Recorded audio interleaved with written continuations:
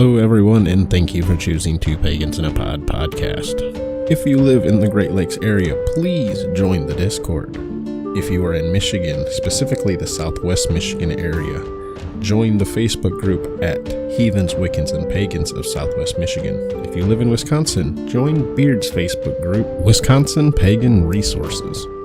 And if you'd like to check out either of us on various social media platforms, all of the links for everything is down below in the description. Thank you for choosing Two Pagans in a Pod podcast. Hope you enjoy the show.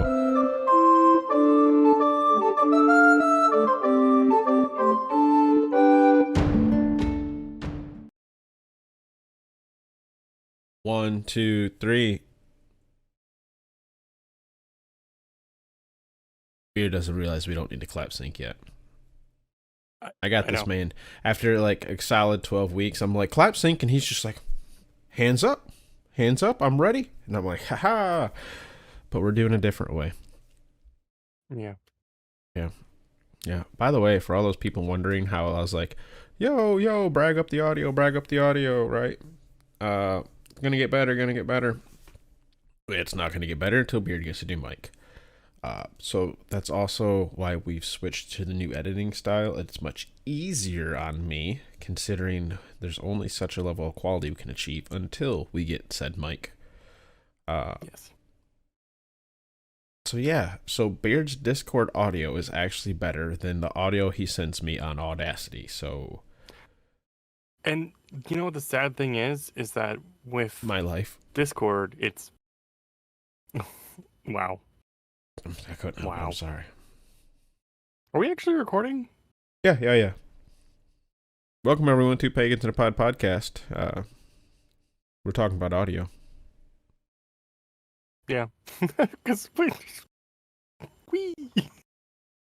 no, I mean, it's sad though, because using the voice meter, you know, with all the fancy settings and gadgets, you would think that it would clear up a crappy mic like this one to at least make it sound decent. It does. When you stop talking, Discord, it cleans it up, and it has no background noise at all. But the thing is, you and I'm not trying to like talk shit about your mic, but I'm just using it for a reference, right? Using a tin can, right, is only as good as a tin can. I don't care if you have it hooked up to fiber optic, right? No, right. It's a bit of that.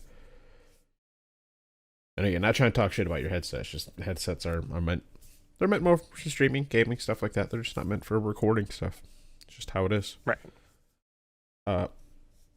Especially when the focus of this is the audio aspect of it. No, I know, focus. I'm feeling spicy today. You are spicy. You were bringing the sass. If we were at my job, you would get a red star. Because we determined today that people who go above and beyond get gold stars, and people who are sassy at work get red stars. Is sassy bad? No, like bad sassy. Like sassy's fun in our job. Like it's fun. Are we fun. talking it's like sassy from Homeward Bound, where it's like, because my job is very mundane and boring. That's understandable. Like when my job isn't just doing the same thing over and over again, it's me wanting to strangle the people that I supervise because I have to literally babysit adults, and one in particular that I just want to just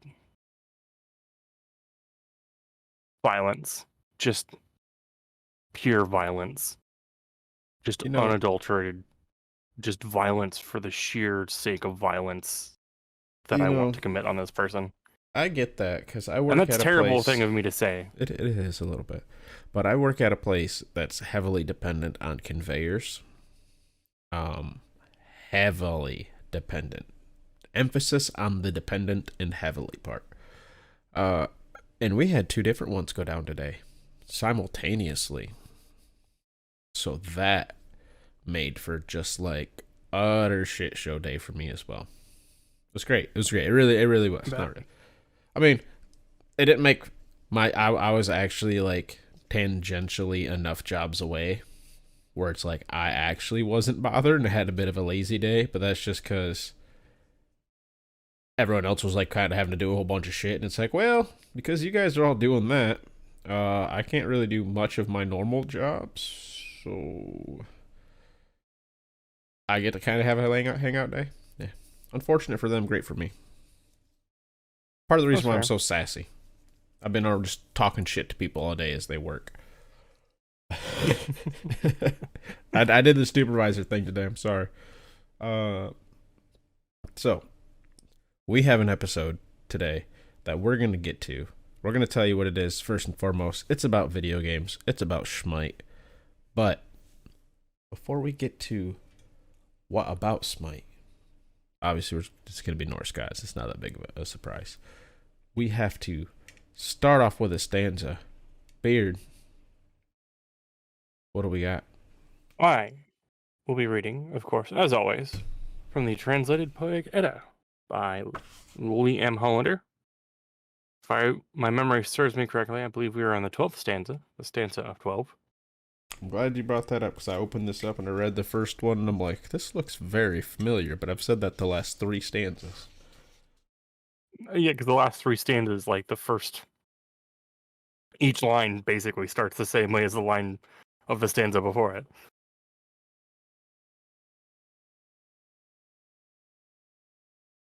Lead the pack. What book are you reading from? Oh, I'm reading from The Study Hafamall, 3 translations, 3 English translations, Thorpe, Bellows, and Bray.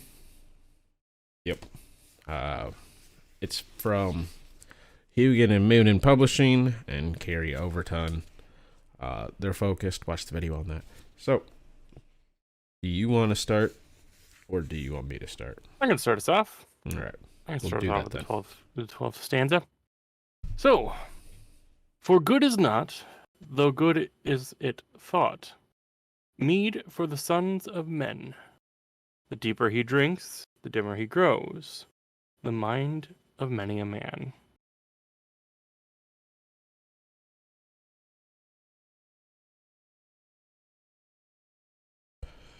Bray. A direct continuation of how the last one ended. Yeah. Bray. Less good than they say for the sons of man is drinking aught of ale. Oft of ale. For the more they drink, the less they can think, and keep a watch ere their wits. Now we have Thorpe. A worse provision no man can take from table than too much beer bibbing. For the more he drinks, the less control he has of his own mind. That one's pretty straightforward, and at least being able to understand it. Right. Bellows. Less good there lies than most believe in ale for mortal men. For the more he drinks, the less does man of his mind the mastery hold.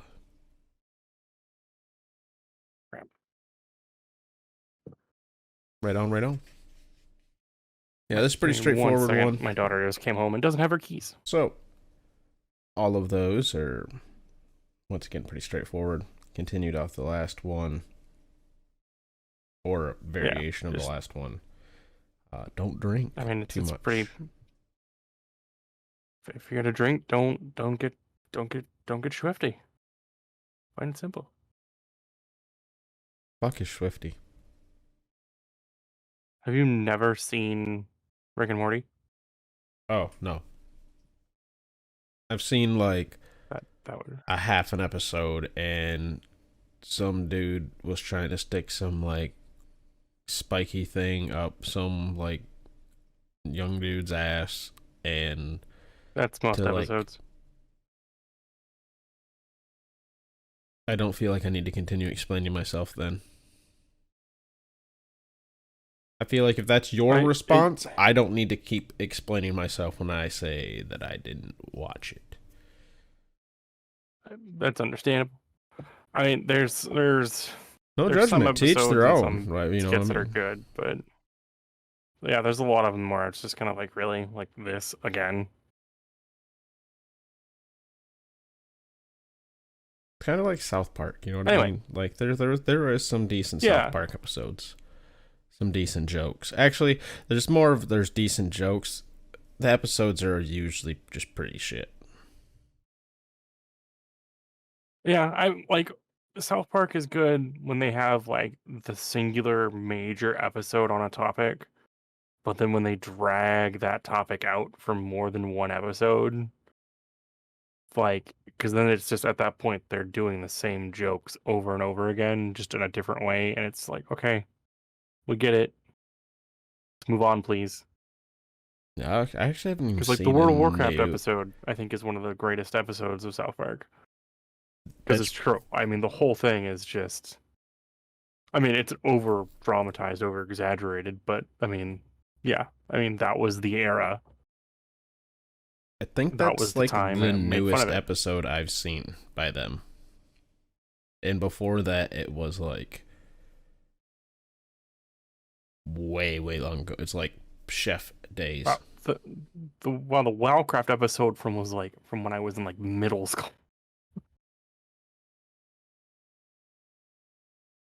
Yeah, that tracks. It's Yeah, been a while since because I've World of seen it. Warcraft came out middle school into high school for me. Well, I mean, it took a couple years for that to get Somewhere around popular there. and like explode. But anyways, interesting Right. story about the chef from South Park. I'm not a huge fan, but this is something a lot of people know, and if they don't know, I'm glad to share it.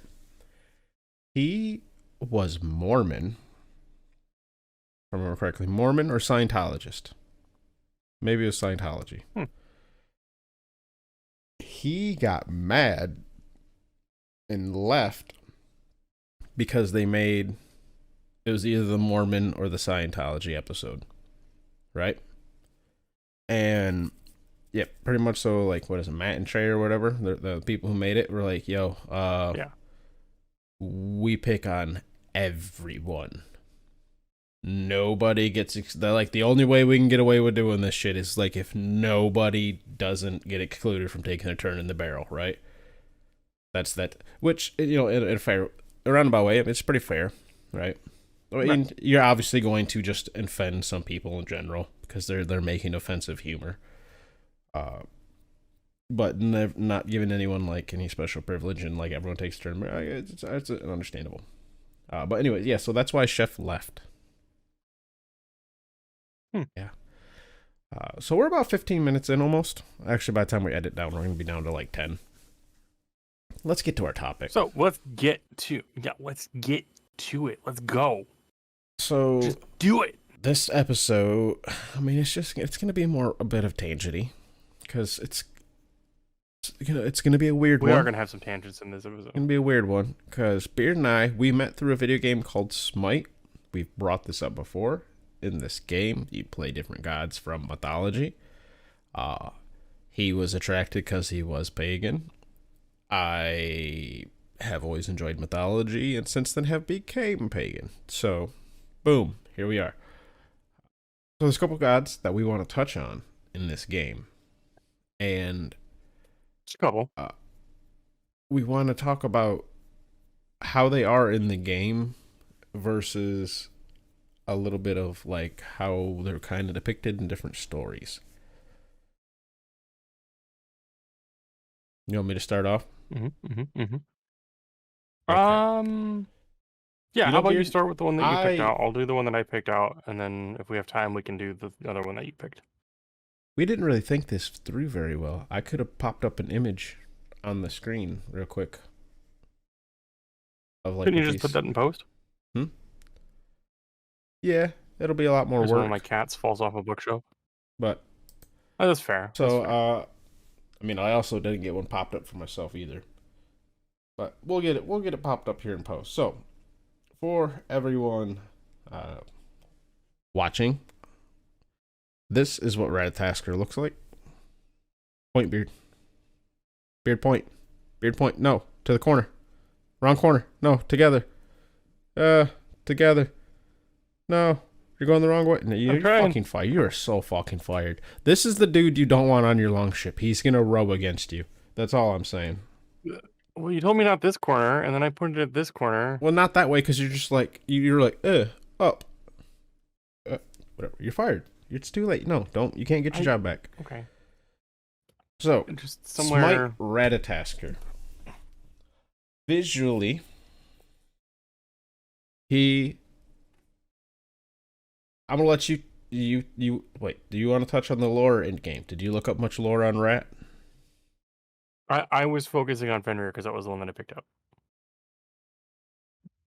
Oh shit, I was focusing on Fenrir.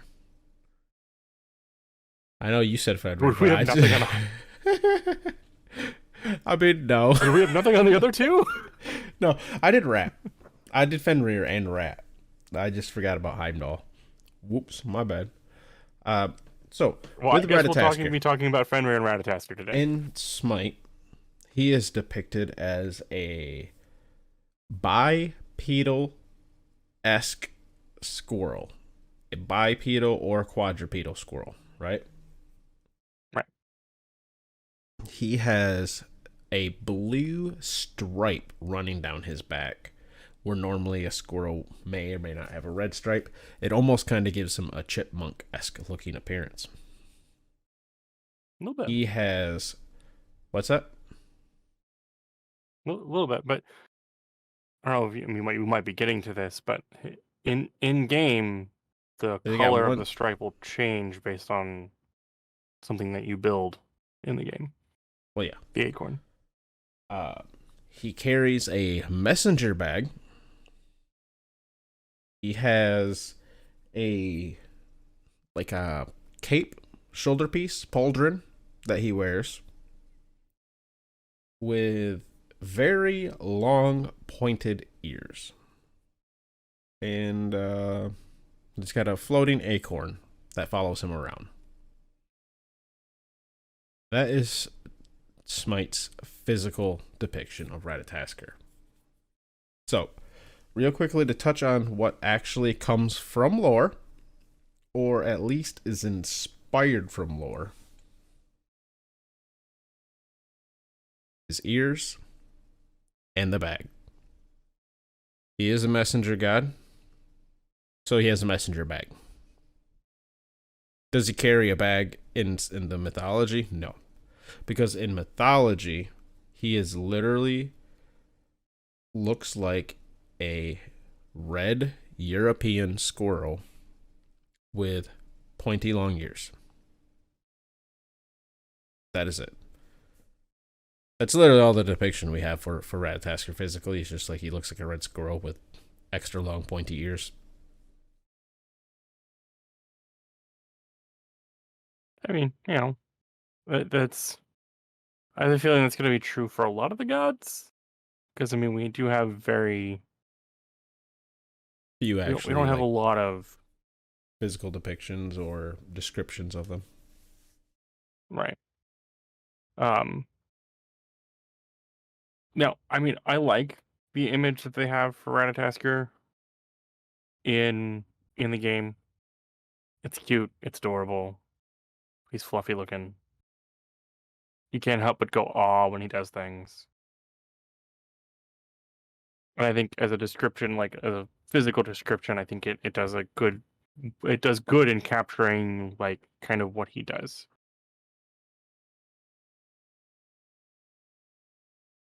I don't think... Okay, so from going from mythology to the video game, if you wanted him to be depicted like how he is in mythology, like one for one, it was going to be impossible, right? He would not be able to be in the game. All they did, I mean, they cartoonified a squirrel, right? I mean, he looks like a more modern, more realistic Conquer. You know, like how what they did to Conquer's Bad Fur Day. Like, it's the same, like an anthropomorphic squirrel. But he does look more squirrel. He does lean towards the more squirrel animal-esque. And in game, he actually generally runs around on all four. And like he has the whole squirrel locomotion where he does the whole... By the way, supposedly you can like charm squirrels by doing that. I've always wanted to try it, but I haven't seen a squirrel lately. Huh. Yeah, just try it next one you see. Let me know if it works. No, you gotta like, you know how they run? How they like have their little ass, like how it goes up and down, up and down. What are you doing, Beard? Do you not know I'm how a trying to. wave works?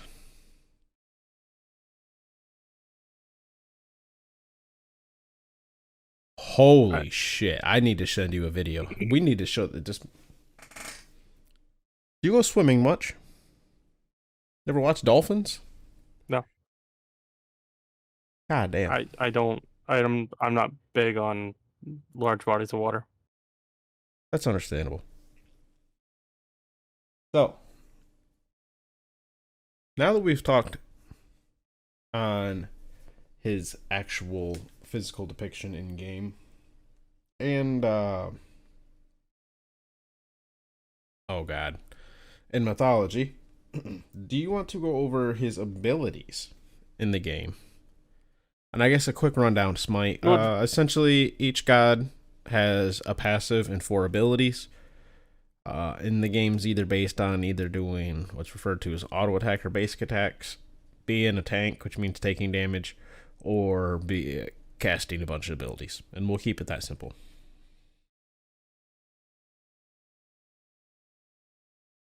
Well, do we want to touch on the lore that's in the game for him first before we touch on his abilities?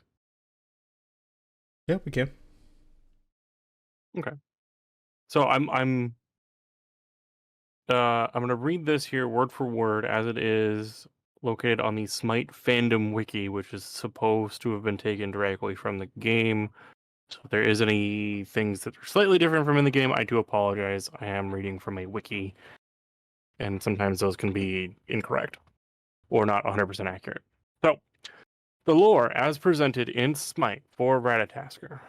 Yggdrasil, the world tree, upon those mighty bows are held the 9 realms of existence, and nests the wise eagle.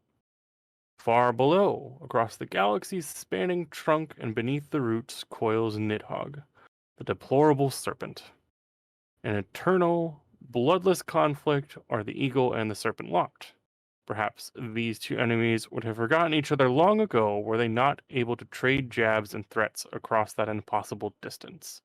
Yet, there is one that takes great in pleasure enabling this feud, one whose mischievous talent for insults and barbs knows no bounds, and he's just a squirrel. Ratatoskr, the sly messenger, has lived in the world tree since time immemorial. Where he came from or why is truly unknown, but if there is a way for him to stir the pot between any two gods, he'll do it. He's a master of gossip and coy, backhanded compliments, and yet all the gods come to him for news. His home on the trunk of Yggdrasil conveniently places Ratatoskr at the center of all cosmic activity. As gods from every pantheon clash, how could Ratatoskr pass up the opportunity to instigate new rivalries? Quite simply, he cannot. Beware the squirrel. Ratataskor, roar. That's from Smite. That's only going to make sense if you play Smite. So in Smite, they have a skin where they dress up Ratataskr as Fenrir. It's cute as awesome. shit. It's my favorite skin. It's really cute as shit. Well, you know what? It's a lot of work, but maybe I'll put an image here if I remember. At 20 some odd minutes. Holy fuck, I'm not going to remember. Why did I do that to myself? Ratataskr. So, Ratataskr in game lore.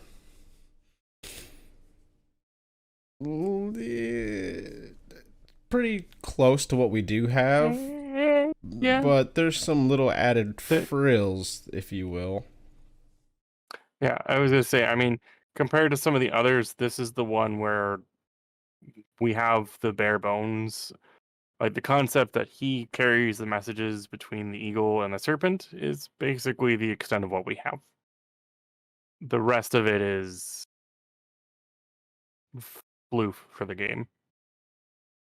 Yeah, it's not known whether Ratataskor is a bit of, if it's mischievous, right?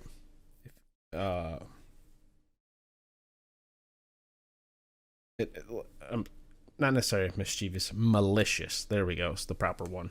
Right. So because part of it, part of it is the eagle gets all mad and like is tearing up branches and shit and throwing it down on Nidhogg, right? And Nidhogg is like chewing and poisoning the roots. But then Ratatoskr has also been noted at like gnawing at the trunk. And so it's unsure if he's causing this between the two to get them to do that. Because the snake is poisoning the roots to try to like, shake the tree to bother the eagle. And the eagle is throwing the branches down to try to bother the snake. So it's unknown. Is Ratatoskr doing this to cause the chaos between the two? I find it very odd because Loki's often seen as the god of trickery, right? Right. But it's often then thrown in there lies and things like that, which, considering how Loki is sometimes associated with spiders, makes sense, right? Right. But then Rat's also kind of got a bit. By the way, I am going to shorten to Rat. It's sorry, we play a lot of Smite. He's called Ratatoskr. Like his name's Ratatoskr or Ratatask. Oh, everybody calls him Rat. We just call him Rat in the game. Sorry, we're gamers. We shorten shit. It's like Heim. I apologize if when we do cover Heimdall or Heimdallr, when I just say Heim, my B. Yeah. So yeah, with the Ratatask, it's I find it very interesting. Now, obviously, being pagans, there's nothing wrong with overlaps, right? Or different. I don't even want to say different sides to a coin because it applies a duality, but like different sides to a subject, right? Because a trick is different, right? So if you look at Loki, right, with his god of trickery and lies, a deceitful trick is different from a just like a white lie. You know what I mean? Right. So it's one of the things where it's like I'm not entirely sure where Ratataskr fits. It's one of those ones where we need to find some other manuscript that's been undiscovered yet that's going to give us more details to really weigh which direction or really how to further describe how he really is, because I mean it could be he could be mischievous or malicious or not malicious or any of those things, or he could be simply just playing a game of telephone, and by the time he gets to the top of the big ass tree he just forgets what the message is, so he just kind of makes something up. Or vice versa, he gets all the way down and he's like, I don't remember what he said. Your mom's ugly. I don't know, man. Like, Yeah, I've heard others people be like, squirrel brain, right? He's got squirrel brain. And it's like, well, it's kind of a modern thing. Do we say squirrel brain, right? But right. Maybe. I mean, it's a possibility, but I mean, again, until we have something else that tells us more about him, I mean, we're kind of just left with this simple depiction that we have of him, of carries the messages, and he could or could not potentially be really mischievous about it. And whether he means harm with it he often or carries not, our ranked games. Right. So I'm kidding. I don't play ranked. Do we want to cover his powers then, real quick? Yes, let's go over his abilities, so we can see where they pull from lore in there. Because this whole thing is just like to see how they, pull from lore and to compare and point out when they do, when they don't. Really only point out when they don't, when it's necessary. Right.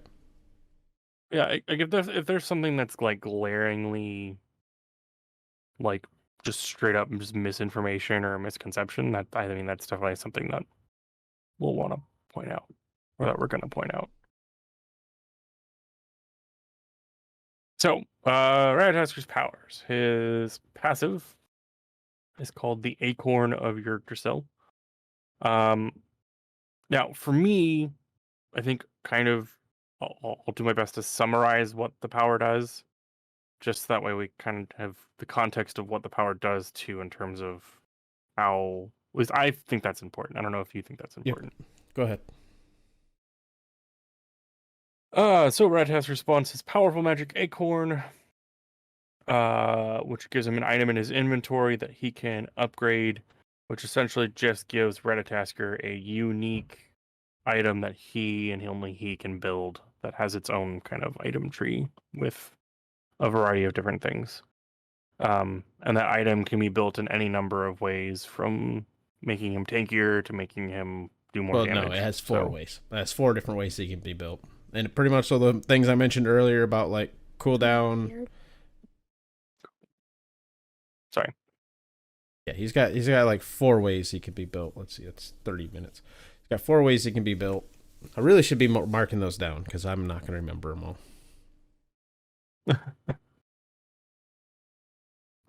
So his next ability is Dart, which he just dashes forward and does some damage. Then he has Flurry, which is him spinning around really fast, doing damage to anybody that gets hit by it within its little kind of circular range.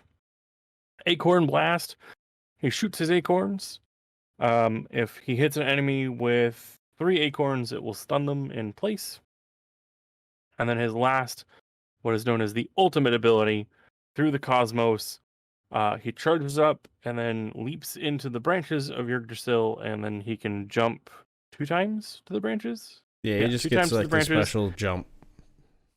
Yeah, and then he leaps down, and does he have a knock-up? I don't think that's really important, though. Yeah, he knocks people up, and then, which just stuns them, and then it gives people a chance to catch up and attack them and all that jazz. Really great for chasing down enemies. Or escaping. Yeah, but most of our listeners don't give a shit about that. So, right. The almost all of his abilities have nothing to do with lore. It's, again, because there's not much, right? And he's a squirrel. So, the only one really worth talking about is, I guess, Acorn Blast real quickly. Never once is he shown throwing an acorn. I don't know why I feel the need to bring that up, but I did. I mean,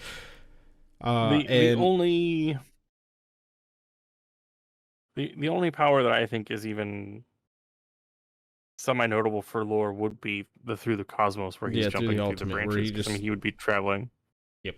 But other than that, yeah, the rest of it is just squirrel doing squirrel things. Yeah. And that's Ratatoskr for Smite. Yep. So, with our furry little squirrel friend cosplaying as the one and only Fenrir, should we talk about the big pupper himself?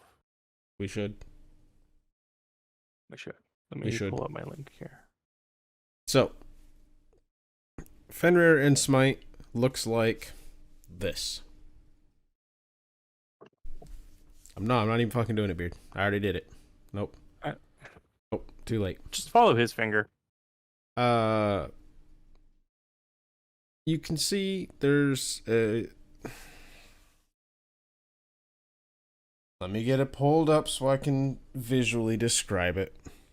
There are a few things I think that I have it pulled up. I can describe them. Yeah, okay, then you describe this one. Okay. So Fenrir, let me, the card. I want to look at the actual character model. Where is it? So the character model in the game is like a black, purple, like a light black, purple, grayish type fur all over the body. The mane is where it kind of gets into the light purplish, but the rest of the fur is mainly like that black, purple color. Now around his paws, he's got kind of this. I don't know why this motherfucker says purple. He's blue. He's blue? I guess on my monitor it's more of a purple color. You got your blue light Um, filter on? I'm also partially colorblind, so that Oh, might well, be part of the problem. that actually might be the actual fucking problem then. Um, so he's got kind of like, I don't know, like I want to bet because like in the one of his skins, he's got like a lava flow version or whatever.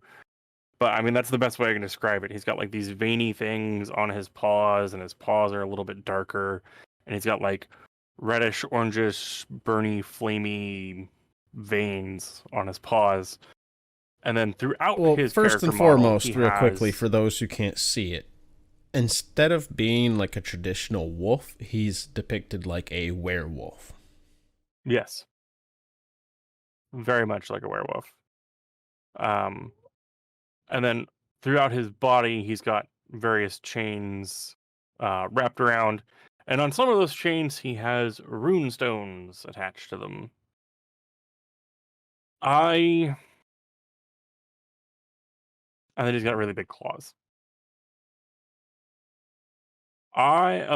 Then I guess the other notable thing too, kind of with the flamey vein lava flow, his eyes are flaming red, and he's got kind of like lava, flamey, foamy stuff on his mouth. It's the best way to describe it. I personally do not like the way he's depicted in the game. I like how he looks by himself, but little to none of that comes from mythology or or myths, and the parts that The do only Oh, go are ahead. yeah, and the parts that do are tweaked to a weird degree. And I have a feeling Beard is about to bring up the same exact example I am about the chains. Yeah,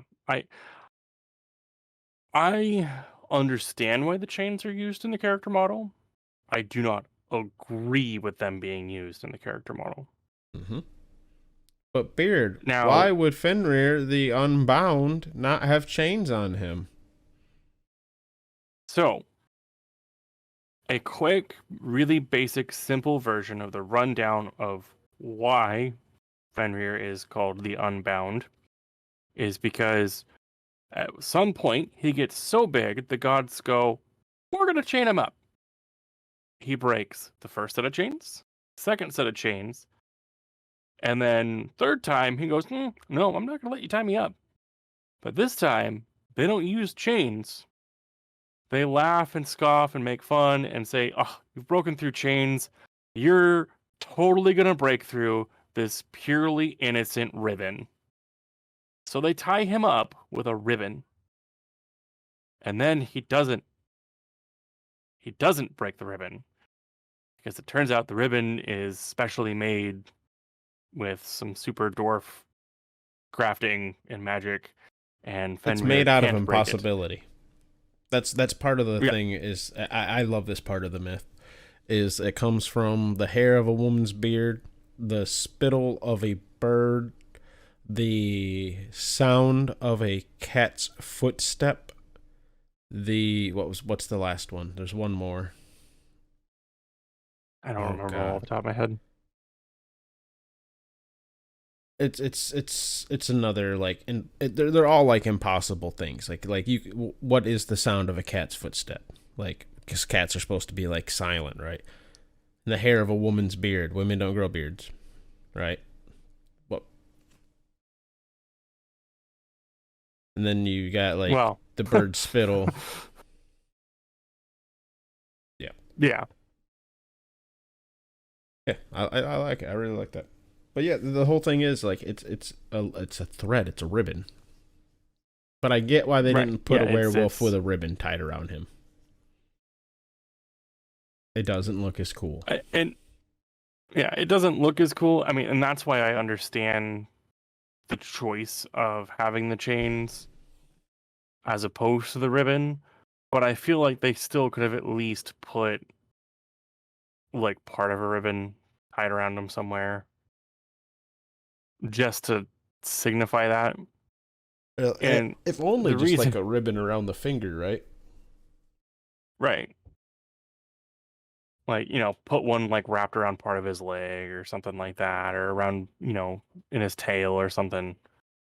Nothing, it doesn't have to be anything extreme, doesn't have to be anything major, just something that's just that little hint. A nod. And the reason, yeah, that little nod to it. And the reason I say that is I'm going to go ahead, if you're okay with it, Fro, and I'm going to go ahead and read the lore as it is depicted in Smite. Please do, please do. So, mortals must rely on the wisdom of the gods, but never forget they are fallible. They can be petty, churlish, and worst of all, wrong. What are the consequences for their mistakes? They should have slain the wolf beast Fenrir, but they chose instead to bind him. Despite the warnings and prophecies, he would tear Odin apart at Ragnarok and devour the earth and sky. They did not end Loki's son. Now, terror roams free. It is unknown how, but Fenrir is unbound. Thrice they tried to bind him, each time convincing Fenrir that the chains were nothing more than a challenge for his strength.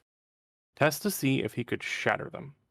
The first two god-forged fetters were easily broken beneath the beast's terrible power, but the third was a ribbon dwarf made, and Fenrir grew suspicious of the god's intentions. As a show of faith, he demanded one of them place a hand in his mouth, and if the ribbon proved magical in nature, he would exact punishment. Brave, if foolish, Tyr put his fist in Fenrir's maw as the ribbon was secured to the wolf's leg. Fenrir strained and screamed, but he could not break free, and in rage, he devoured Tyr's hand. For a time, Fenrir was forgotten, dire prophecy, just a memory. But they were all warned, and the gods did nothing. Fenrir is hungry now, the first hunter, an alpha among sheep, but no flesh will satisfy his need. It is revenge he craves, and now he is unbound. Did I bring you to tears, Fro? Hmm? Were you that moved by that? No, I'm I turned and I saw you just wiping your eyes. It's very touching. No, I'm just a little tired. So I mean that's why.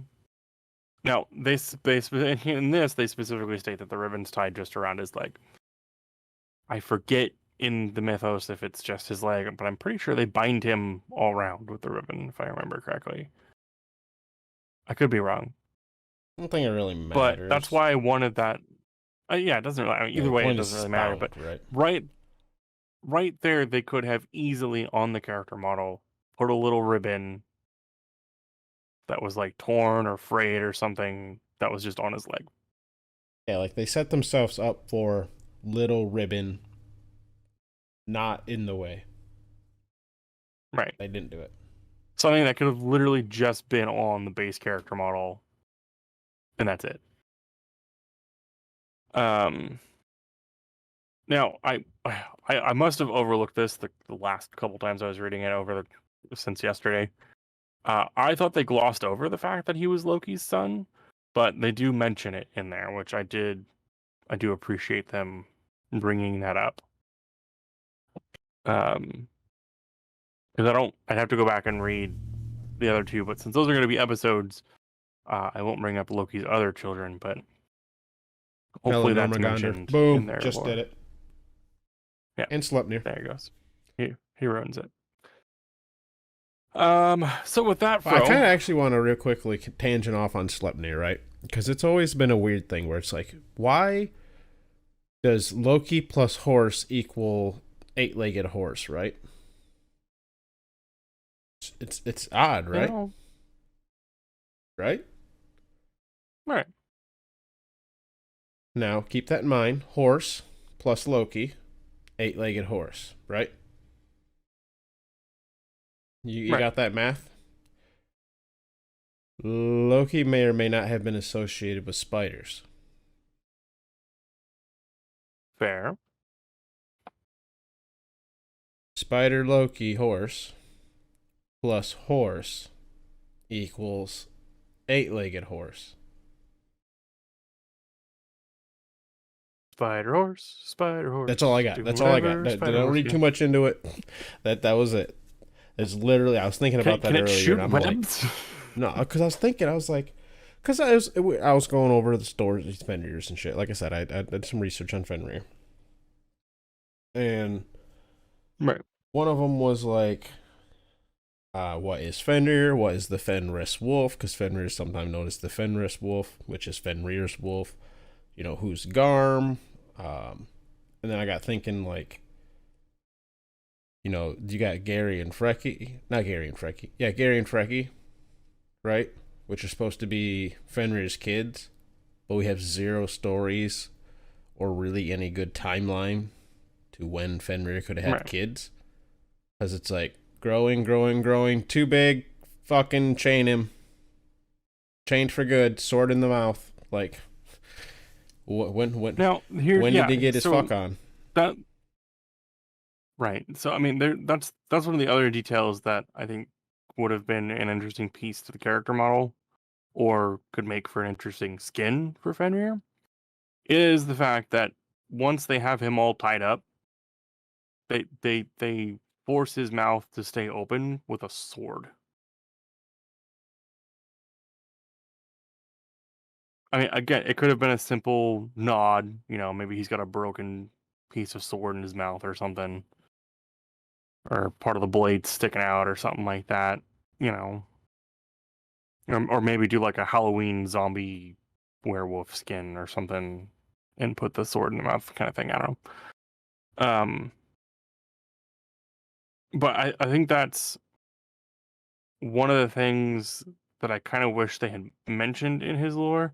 Now, I mean, it means really deep diving on it and taking a very interesting approach in terms of describing his lore. But that's one of the things is when Odin is presented with Loki's 3 kids, he's already terrified of the wolf as it is, but he allows the wolf to live in Asgard. I don't know if specifically in Valhalla, but basically live with the gods, and the gods raise him. The gods take him on hunts. The gods teach him. He grows. I think in one of the tales, like he actually can talk to them and stuff like that. And then of course, you know, obviously he talks to them when they're chaining him up. You know, so at no point is there any like they actually teach him to be a good boy. But then he gets just too big, and Odin's like, nope, can't do it anymore. Fucking chain him up, lock him up. Like it just Odin gets to the point where he's just so uncomfortable that he just decrees that it has to be done. And here are these people that then start making fun of him and start yelling at him and shouting at him and trying to make it seem like it's a game, but he's too smart for that. Which is why I He like. even says I when forget who he's brings it presented up, with but the ribbon that he does not want to play the game anymore because he yeah, knows that he would easily be able to bust a ribbon unless it had some sort of trick or magic on it. I think he says art or uses the term art or something along that lines, craft or something. He doesn't yeah, specifically say magic, but yeah. He says something that basically, yeah, it's if this isn't a legit ribbon, I might have a problem with it, and then I'm gonna have a problem with that. Which is why he asks someone to put their hand in his mouth.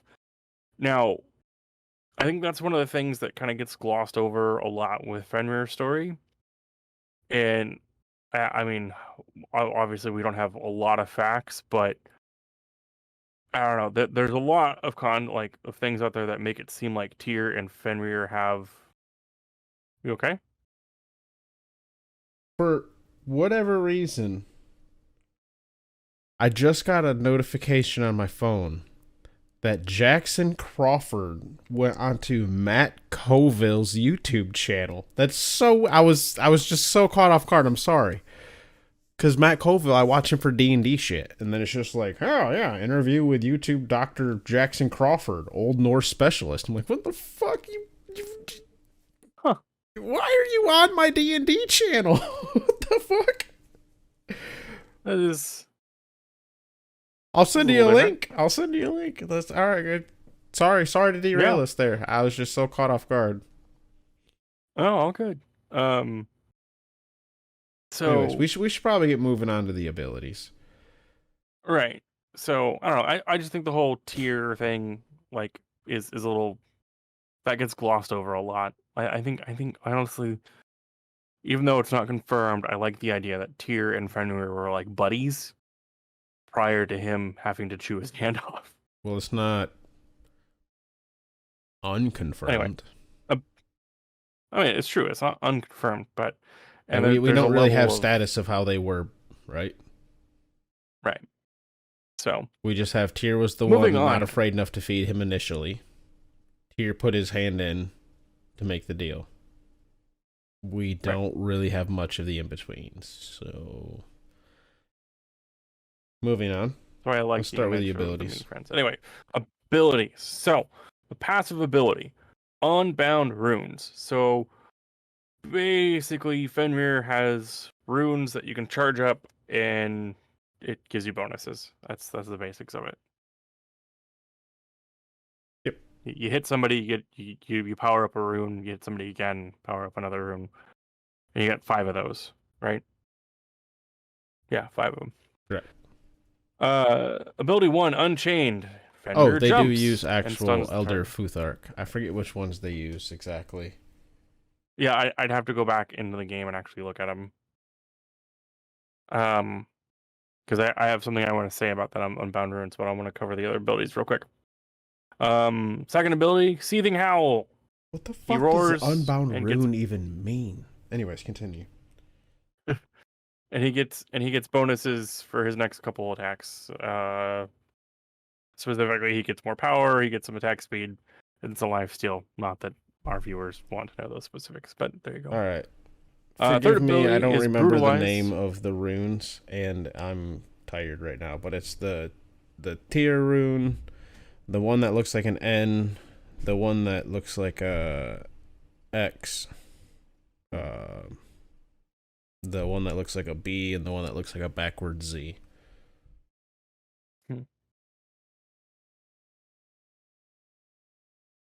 I'd have to research those to kind of determine, but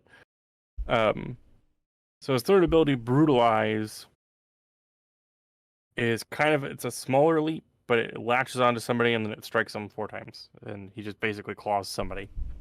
And then the ultimate ability, Ragnarok, he gets really big, and then he can snatch somebody and run away with them. The basics of it, anyway. He also can't be like slow or crowd control or anything like that, but he's just a big wolf on a rampage. So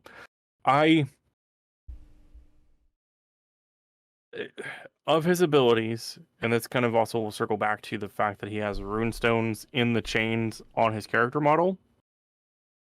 I've never, outside of SMITE, never seen a depiction of him or heard any version of the saga or tale of him being bound where they used runestones to do it. I get, again, for the visual effect of it and making it look cool, I get it, but I don't recall. I could be wrong. There could be a version out there that has it, and I just haven't read it or heard it yet, or maybe I've just glossed over that minor detail, I guess. But Yeah, I'm the only part of his kit at all that has any sort of inspiration is his ult. Once again, we're on another god where it's like it's just the ult. Because, like, Fenrir has no associations with runes. right. Like, so that, like, and then Like, the other ones, again, it's another animal that's, in mythology, is depicted as just an animal, as far as we know. Right. I guess Fenrir may or may not have been a shapeshifter like his dad. Could be assumed. I know Ocean Keltoy did a video where he assumed that. But yeah, like, it's just the ult, and even the ult, the only thing that's about that is A, you know, he bites a god, right, and B, Right. he grows huge, he grows really big, and especially in SMITE, he grows really big compared to everybody else. Right. That's it. Basically. And it's because, yeah, I mean, Brutalize, the Seething Howl, the Leap, that's just, you know, a wild animal hunting its prey doing animal hunting things. Yeah, I mean, it's a werewolf. Whereas Fenrir's Right. supposed to be a wolf. Yeah, so it's... It is what it is. So, I mean, you can chalk aside again from, like you said, his ult is the only one that's really kind of the lore mythology behind Fenrir based, while the rest of it is just an animal doing animal things. Now, I do want to point out, just as a fun fact, both of these characters are what are known as assassins. Ironically enough, that we happen to cover 2 assassins. Are they the only 2 Norse assassins? Or is there a third? I think so. Let's see. Fafnir, Freya, Heimdall, Hel, Yorm. Yeah, Loki would be the Oh, yeah, Loki. other. Yeah, Loki would be the third assassin. Or a third assassin, I should say. Because everybody else is either... Yeah, aside from Loki, everybody else is hunter, warrior, guardian, or mage. Which This is stuff all the only remaining Smite classes. people care. Yes, this is true. But I wanted to point it out. So, I mean, all in all... Now, if anything, I think it's more ironic I'm- how we both chose the anthropomorphic, like, exaggerated in order to make fit into a game, because actual mythology wouldn't have worked well. Right. I mean, all in all, I give them okay in terms of like accuracy to lore. Like the lore that's written for Ratatoskr is just a floofy version of his lore as it is. It was just some stuff that they added to make him fit kind of into the overall of the game. And then the same, Which they do to every god. with Fenrir, which is fair. And then again, the same with Fenrir. The Fenrir story, as depicted as they put in the game, is for the most part fairly accurate to what we have in the mythos. Again, just kind of floofed and depicted in the way that fits for the narrative of the game. Not that the game has like a super huge narrative, but there is some, because it's Smite, it's Battleground of the Gods, so it's the gods fighting, so they gotta put some kind of spin to make it all make sense. No, it doesn't actually have a story. Every year somebody starts shit, and then somebody new steps in the battleground every couple months to help the fight, ending at the end of the year with a big clash, and then they start anew. Right. They've tried. At least they've tried. I mean, So, what is that? I mean, Ragnarok has happened in Smite like 3 times. That's fair. That's fair. Anyway, any final thoughts? Anything? Yeah, real specific? quick Any final thoughts. skins or anything that you think? Nothing none of these people would actually give a shit about. All I really got is, it is a fun game. If anyone wants to play, Beard and I do play. We'll play with you. Secondly, there's nothing you can learn pagan-wise at all from the game or this episode, really. To be fair, this is just kind of for us to have a little bit of fun. And the last little bit is definitely that these were ones that were changed heavily, and out of all the ones that we cover, probably changed the most. But not the one where I think they make the most shit up, and we'll get to that when we talk about Freya. But it's one where they make the most amount of changes. Oh my god. Well, with her they don't even do changes; they just make shit up. But we'll talk about that when we get to that. These ones they just make changes as far as like how to make a squirrel fun to play, and I think they do a good job about that. I see no harm outside of, and we've talked about, how gods are depicted and how it could be harmful. Well, we haven't really brought up any good examples. We have kind of brought it up in games, and I said how I generally don't really mind. I think Fenrir is a good example of when it's a little frustrating, because how many people SMITE players specifically are going to think that Fenrir is somehow associated with runes, and like how long until the ribbon quickly becomes is actually, rune enchanted chain to make it look like a ribbon, in 100 years. Right. So that's the only problem. So, But that's my closing statement. yeah, I'm on board with all of that. So, um, So with goodbye. that, yeah, bye. Bye. Goodbye. Bye. Oh yeah, we got a Patreon. I'm done recording. Thank you so much, everyone, for listening to this episode of Two Pagans in a Pod podcast. We thank you so much for listening. And if you really enjoyed our content and you enjoyed this episode of the podcast, be sure to leave us a like, follow, or subscribe on whatever media of viewing or listening that you've been enjoying this episode on. Additionally, you can always check out a lot of our other content, such as the Modern Norse Library that Fro does here on YouTube, or you can even check out our UPG sharing episodes, which can be found on all medium spectrums that we post on. Additionally, don't forget we always have that segment where we like to share pagan artwork, so be sure to drop us a line via email, or maybe even contact us on Twitter and share with us your art, maybe a poem, or any other kind of medium that you would enjoy us sharing on our podcast, and we'll be sure to get it on the next episode of Two Pagans in a Pod podcast. Thank you guys again so much, and we'll catch you next time.